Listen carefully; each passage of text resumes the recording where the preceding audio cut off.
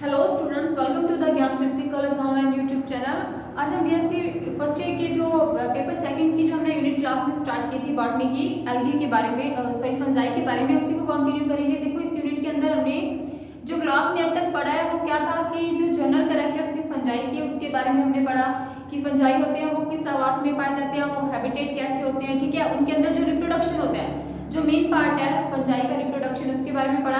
देखो, इनके अंदर 3 प्रकार का रिप्रोडक्शन था जिसके बारे में हमने पढ़ा था। सबसे पहले कायिक जनन था जो आगे अलग अलग पार्ट्स में डिवाइड था, जैसे विखंडन, मुकुलन आदि।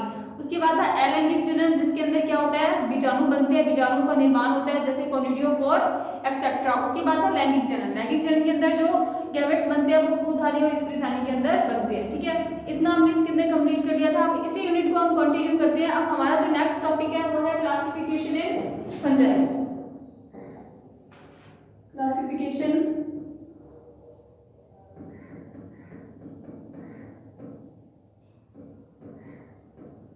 इन फंजाई।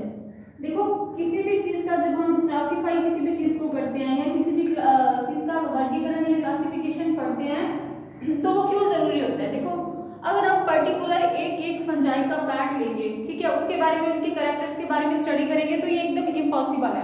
पर्टिकुलर हम एक प्लांट का जो स्टडी है, अध्ययन है, वो नहीं कर पाते। इसलिए इन प्लांट्स के या किसी भी चीज के जिसका हम क्लासिफिकेशन कर रहे हैं उनके ग्रुप्स बना दिए जाते हैं। उस ग्रुप्स के अंदर जो भी प्लांट्स आते हैं उनके पर्टिकुलर जो कैरेक्टर्स होते हैं वो क्या होते हैं, सेम होते हैं। तो उस ग्रुप के कैरेक्टर्स को पढ़ के अब उस ग्रुप में आने वाले सभी प्लांट, यानी कि जैसे मान लो फंजाई के बारे में पढ़ रहे हैं तो फंजाई के क्लासिफिकेशन में हम फंजाई का कोई भी ऑर्डर या क्लास पढ़ते हैं तो उस ऑर्डर या क्लास के जो सारे के सारे कैरेक्टर्स हैं वो हम पढ़ लेते हैं, और इससे हमें जो आइडेंटिफाई करने में आसानी हो जाती है कि कौन सा प्लांट या कौन सा फंजाई कौन से ऑर्डर के अंदर, कौन सी क्लास के अंदर आता है, ठीक है। उसके बाद देखो, उसके बाद इसके अंदर हम देखें कि फंजाई का जो क्लासिफिकेशन दिया हुआ था वो सबसे पहले किसने दिया था। देखो, सर्वप्रथम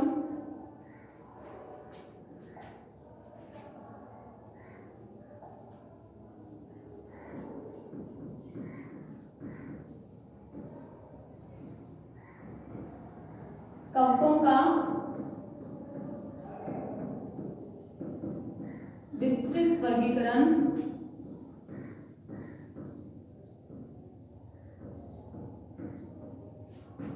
एलियास वाइस ने दिया। एलियास वाइस, इन्होंने ये क्लासिफिकेशन दिया कब था, 1821 टू 1832 के अंदर, ठीक है। इस टाइम के अंदर इन्होंने क्या की, इन्होंने अपनी कवकों के अंदर स्टडी की और स्टडी करके एलियास वाइस ने या एलियास वाइसी ने अपना जो सर्वप्रथम जो क्लासिफिकेशन प्रस्तुत किया फंजाई के बारे में, ठीक है। अब इस क्लासिफिकेशन के अंदर जो ये क्लासिफिकेशन इनके द्वारा दिया गया था, ये कौन सी बुक थी इनकी,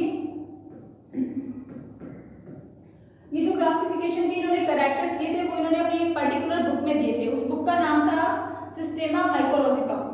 सिस्टेमा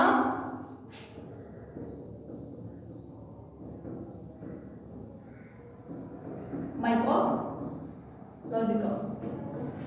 सिस्टेमा माइकोलॉजिकम बुक के अंदर इन्होंने बताया हमें किसके बारे में, कवकों के क्लासिफिकेशन के बारे में, ठीक है। देखो, कवकों का 2 प्रकार का क्लासिफिकेशन दिया हुआ है, एक तो प्राचीन क्लासिफिकेशन यानी कि प्राचीन वर्गीकरण और एक आधुनिक वर्गीकरण।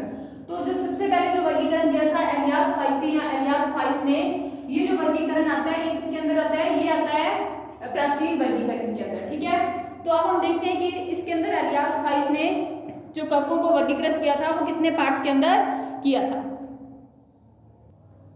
सबसे पहला जो था इसका पार्ट वो था कोनियोमाइसीटीज। सिस्टेमा माइकोलॉजिकम बुक में एलियास वाइसी ने फंजाई को 4 पार्ट्स में डिवाइड किया। सबसे पहला था कोनियोमाइसीटीज।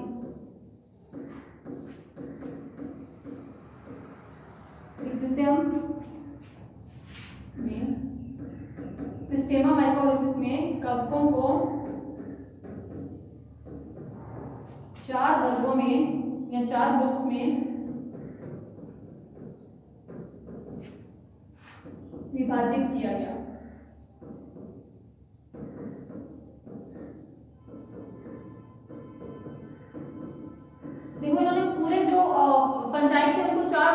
दिया। ये 4 वर्ग कौन कौन से थे? सबसे पहला था कोनियोमाइसीटीज, तो कोनियोमाइसीटीज के बाद था हमारे पास हाइपोमाइसीटीज। हाइपोमाइसीटीज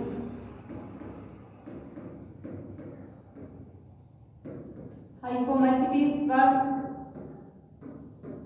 थर्ड था हाइमेनोमाइसीटीज।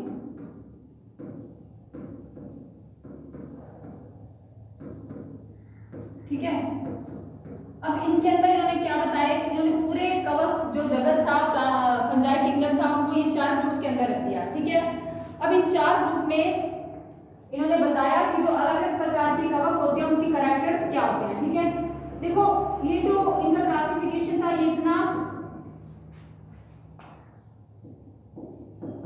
ये क्लासिफिकेशन ज्यादा प्रभावी या प्रचलित नहीं था, क्योंकि इसके अंदर जो ग्रुप्स थे वो एकदम कैरेक्टर के जो बेस थे वो सही नहीं था, उनके अंदर कोई ना कोई किसी भी प्रकार की कमी थी। ठीक है, अब इन कमियों को दूर करने के लिए इसके बाद भी अनेक वैज्ञानिकों ने अपने अपने क्लासिफिकेशन दिए। कौन कौन से वो साइंटिस्ट थे? एलियास फाइस के अलावा जिन्होंने अपने वर्गीकरण दिए थे वो थे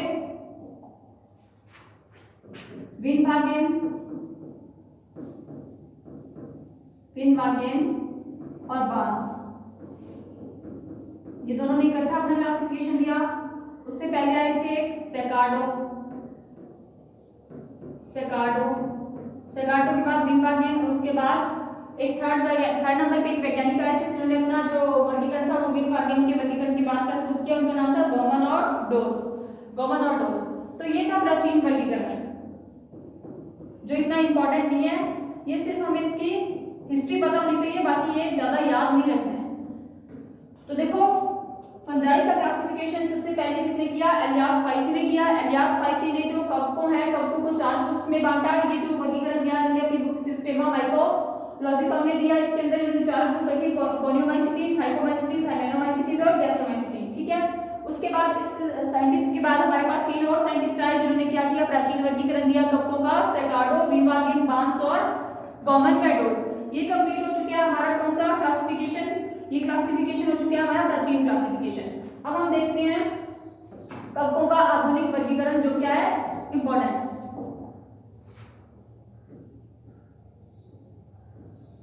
ये आधुनिक वर्गीकरण से जो क्वेश्चंस है वो पेपर में आते हैं। ये भी 3-4 साइंटिस्ट ने दिया। उनके अंदर 2 मोस्ट इंपॉर्टेंट क्या है साइंटिस्ट है जिनका वर्गीकरण हमें याद रखना है, एग्जाम पॉइंट ऑफ व्यू से इंपॉर्टेंट है। कवकों का आधुनिक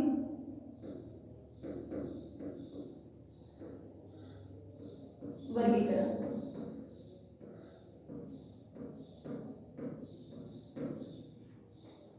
मॉडर्न क्लासिफिकेशन ऑफ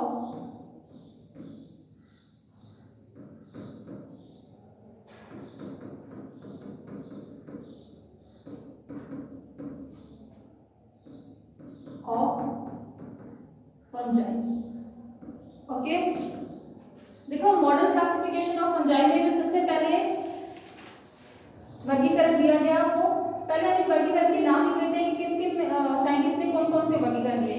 आधुनिक वर्गीकरण के अंदर हमें 3 प्रकार के वर्गीकरण पढ़ने हैं। सबसे पहले मार्टिन का वर्गीकरण,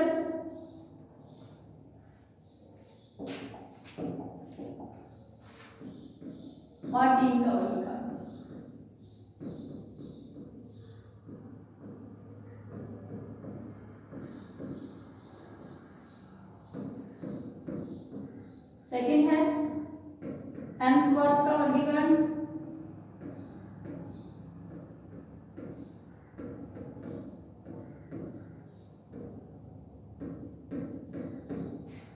और देखो इन साइंटिस्ट के नेम के साथ साथ हमें ये भी याद रखना है कि ये वर्गीकरण दिए कब गए थे। ठीक है, और थर्ड हमारे पास है इलेक्ट्रोपोलस का, इलेक्ट्रोपोलस एंड मिस, इलेक्ट्रोपोलस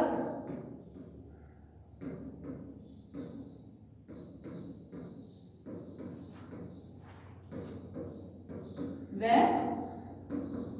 मिस का वर्गीकरण।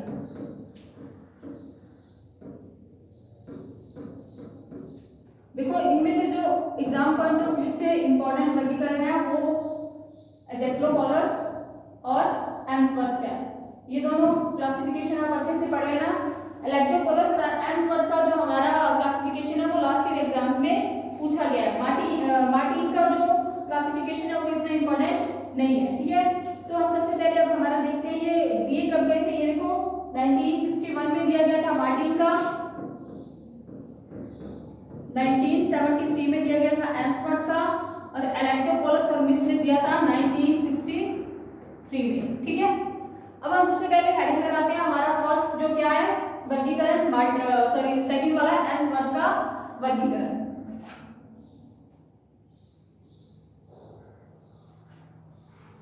इसको हम साइड में कर देते हैं कप्पों के वर्गीकरण में, और हेडिंग डाल देते हैं हमारा एम्सवर्थ का वर्गीकरण।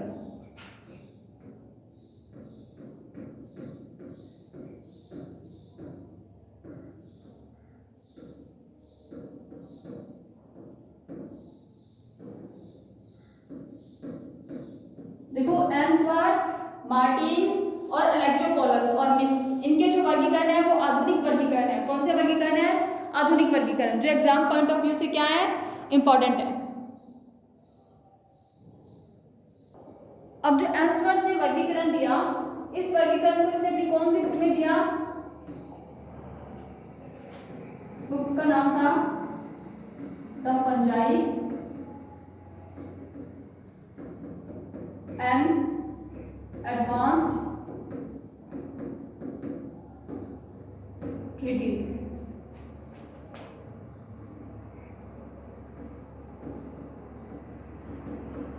इस बुक के अंदर इन्होंने अपना क्या दिया था? क्लासिफिकेशन दिया था। क्या बताया इन्होंने इसके अंदर? इन्होंने बताया इसमें कि जो कवक है उनको इन्होंने माइकोटा जगत के अंदर रखा। किसके अंदर रखा? इधर लिखते हैं हम,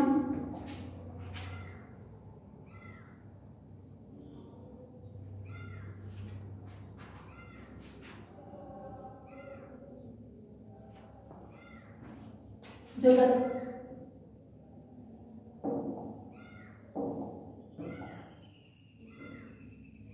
एम्सवर्थ ने कवकों को कौन से जगत यानी किंगडम के अंदर रखा?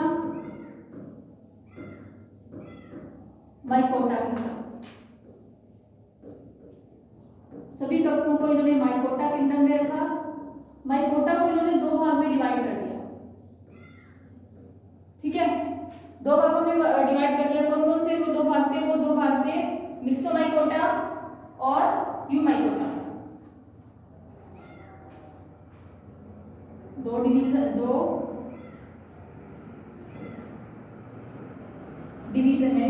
कौन कौन से? मिक्सोमाइकोटा और यूमाइकोटा।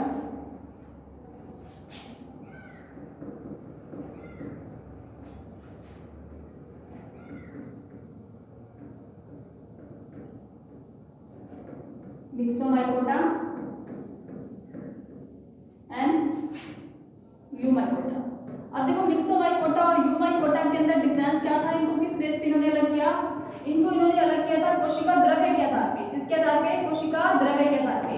कोशिका द्रव्य के आधार पे, कोशिका भित्ति के आधार पे। कोशिका भित्ति के आधार पे कैसे? देखो जो इन्होंने जिन कवकों को इन्होंने मिक्सोमाइकोटा के अंदर रखा, उनके अंदर क्या पाया गया? उनके अंदर नगम जीव द्रव्य पाया गया। इसके अंतर्गत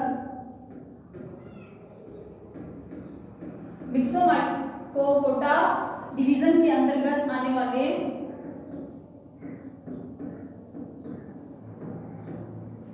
कवकों में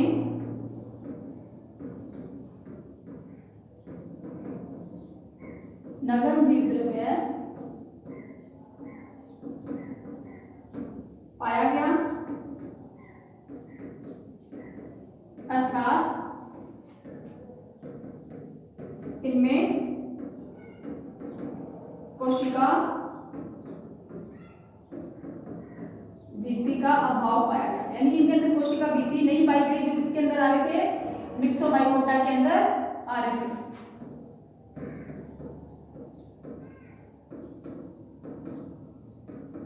उसके बाद जो यूमाइकोटा है, यूमाइकोटा के कैरेक्टर क्या थे? इस वर्ग में या डिवीजन में कोशिका भित्ति उपस्थित थी। यानी कि जो जीव द्रव्य था वो नगण्य नहीं था, उसके चारों ओर क्या पाई जा रही थी? कोशिका भित्ति, कोशिका भित्ति उपस्थित थी। ठीक है, ये डिफरेंस हो गया मिक्सोमाइकोटा और यूथमाइकोटा में कि मिक्सोमाइकोटा में क्या है? कोशिका भित्ति नहीं है, जो जीव द्रव्य है वो बिना कोशिका भित्ति की है, और जो बिना कोशिका भित्ति के जीव द्रव्य होता है उसे क्या बोलते हैं? उसे बोलते हैं मिक्सोमाइकोटा। ठीक है, या फिर नग्न जीव द्रव्य। जो जीव द्रव्य बिना कोशिका भित्ति के पाया जाता है वो क्या कहलाता है? नग्न जीव द्रव्य कहलाता है, और जिसके अंदर कोशिका भित्ति पाई जाती है वो क्या कहलाता है? वो कहलाता है अनगन जीव द्रव्य या फिर यूमाइकोटा के अंतर्गत वो आता है। अब मिक्सोमाइकोटा को इन्होंने 4 भागों में बांटा। वो 4 भाग कौन कौन से हैं?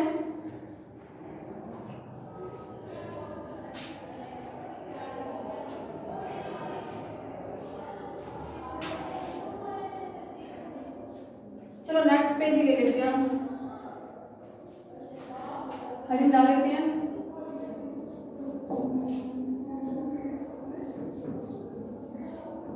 मिक्सोमाइकोटा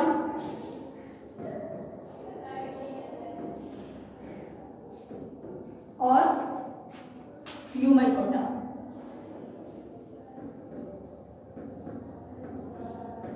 सबसे पहले हम पढ़ते हैं मिक्सोमाइकोटा के बारे में।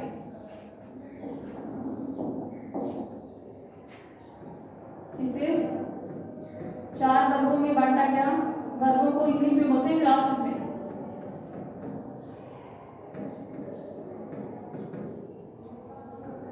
कौन कौन से थे वो 4 classes?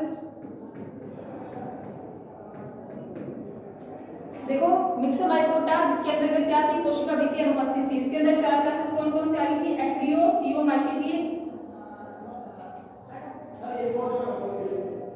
एक्ट्रियोसियोमाइसीटीज, acrasiomycetes is first class. Second class is myxomycetes. ठीक है, देखो इन क्लासेस के जो प्रोनाउंसिएशन है वो थोड़ी सी टिपिकल है, लेकिन अगर आप इनको एक बार भी इनका अभ्यास करोगे तो ये आसानी से तुम्हें क्या हो जाएंगे? याद हो जाएंगे। उसके बाद है 3rd नंबर पे हाइड्रोमिक्सोमाइसीटीज, हाइड्रोमिक्सोमाइसीटीज, हाइड्रोमिक्सोमाइसीटीज। और नंबर 4th एंड लास्ट है हमारे पास कौन सी? लास्ट वाली है हमारे पास प्लाज्मोडियोफोरोमाइसीटीज, प्लाज्मोडियोफोरोमाइसीटीज। देखो, ये जो मिक्सोमाइकोटा के अंदर जितनी भी क्लासेस आ रही हैं उन सभी की एक नेचुरल चीज है कि उनके पीछे माइसीटीज नामक जो प्रत्यय है वो लग रहा है सभी में। ठीक है, तो मिक्सोमाइकोटा को कौन सी 4 क्लासेस में बांटा गया था? एक्ट्रियोसियोमाइसीटीज, मिक्सोमाइकोसिटीज, हाइड्रोमिक्सोमाइकोसिटीज एंड प्लाज्मोडियोफोरोमाइसीटीज। ठीक है, ये तो हो गया हमारा मिक्सोमाइकोटा का क्लासिफिकेशन। उसके बाद है हमारा यूमाइकोटा का। तो यूमाइकोटा के अंदर देखो इनमें 5 सब डिवीजन में बांटा गया है। इस डिवीजन को कितने? 5 सब डिवीजन में से कौन कौन से 5 सब डिवीजन?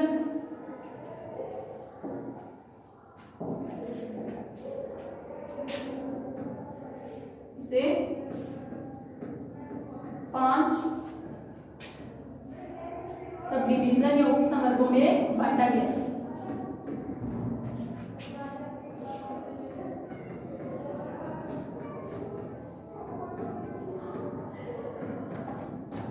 कौन कौन से 5 सब डिवीजन चाहिए? अब ये 5 सब डिवीजन को आगे 17 क्लासेस में भी बांटा गया है। सबसे पहले हम ये 5 सब डिवीजन देखते हैं। मैस्टिगोमाइकोटिना,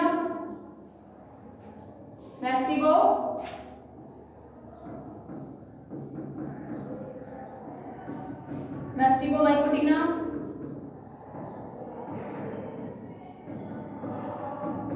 सेकंड है जाइगोमाइकोटिना,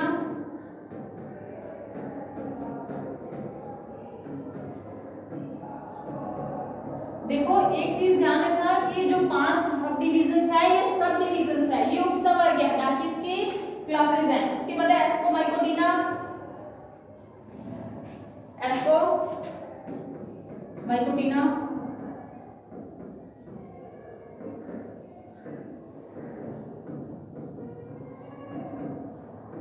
बेसिडियोमाइकोटिना, number 4 basidiomycotina, and number 5 and last subdivision is deuteriomaइकोटिना। ठीक है, ये हो गया हमारा एम्सवर्थ का क्लासिफिकेशन कंप्लीट। ठीक है, क्या था एम्सवर्थ का क्लासिफिकेशन, एक बार फिर से रिपीट कर लेते हैं। एम्सवर्थ ने अपने क्लासिफिकेशन में जो कवक है उनको कितने भागों में बांटा था, दो उनको जगह माइकोटा जगत के अंतर्गत रख के 2 डिविजन्स में बांटा था, मिक्सोमाइकोटा, यूमाइकोटा। मिक्सोमाइकोटा के अंदर कोशिका भित्ति का अभाव होता है और यूमाइकोटा के अंदर कोशिका भित्ति पाई जाती है। मिक्सोमाइकोटा को 4 क्लासेस में बांटा गया, एब्रियोसियोमाइसिटीज, मिक्सोमाइकोसिटीज, हाइड्रोमिक्सोमाइसिटीज एंड प्लाज्मोडियोफोरोमाइसिटीज। उसके बाद यूमाइकोटा को भी इन्होंने कितने पार्ट्स में डिवाइड किया, यूमाइकोटा को 5 सब डिविजन्स में बांटा, वेस्टिगोमाइकोटिना, जाइगोमाइकोटिना, एस्कोमाइकोटिना, बेसिडियोमाइकोटिना एंड ड्यूटेरियोमाइकोटिना। ठीक है, आज इतना काफी है। कल की क्लास में हम एक्सोपोलिस और मिस्का क्लासिफिकेशन पढ़ेंगे। तो आज के लिए थैंक यू सो मच।